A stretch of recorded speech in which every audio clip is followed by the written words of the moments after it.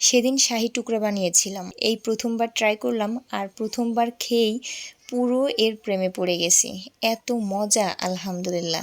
এখনও কেউ ট্রাই করে না থাকলে মাস্ট একটা বার হলেও ট্রাই করার অনুরোধ করছি।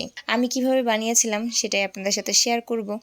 আমি এখানে মাঝারি সাইজের একটা বড় ব্রেড নিয়েছি আর ব্রেডের চারপাশে যে ব্রাউন অংশটা থাকে তো সেটা আমি কেটে ফেলে দিয়েছি। আর এখন প্যানে নিয়ে নিচ্ছি হলো ঘি। এখানে ঘিয়ে ব্রেডগুলা একদম ব্রাউন কালার করে দুই সাইডে ভেজে নিতে হবে। ঘিয়ের পরিমাণটা একটু বেশি দেওয়ার চেষ্টা করবেন।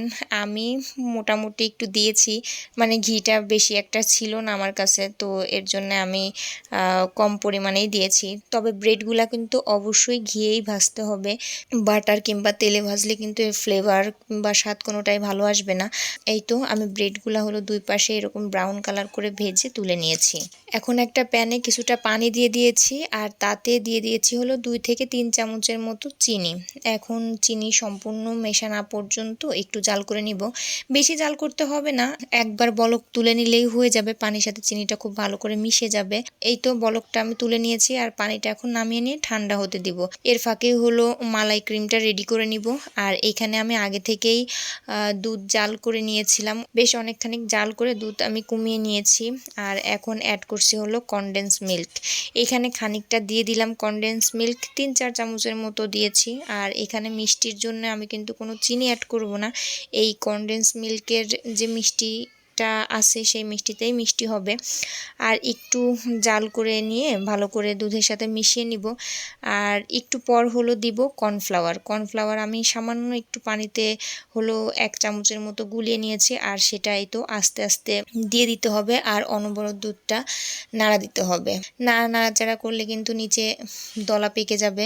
তো এই তো একটু জাল করার পরেই দেখবেন ঘন হয়ে আসছে আর এই পর্যায়ে হলো আমি নামিয়ে নিব। এখন চিনির যে সেরাটা বানিয়েছিলাম সেটাতে হলো প্রতিটা ব্রেড একবার করে চুবিয়ে নিতে হবে, মানে দেওয়ার সাথে সাথে কিন্তু তুলে ফেলবেন, কারণ ব্রেডটা একদমই নরম, পরে দেখবেন তুলতেই পারবেন না, গলে একদম পড়ে গেছে। এর জন্য একদম চুবানোর সাথে সাথেই উঠিয়ে ফেলবেন। তো যে পাত্রে হলো আপনি পরিবেশন করবেন সেটাতেই ব্রেডগুলো সুন্দর করে সাজিয়ে রাখবেন।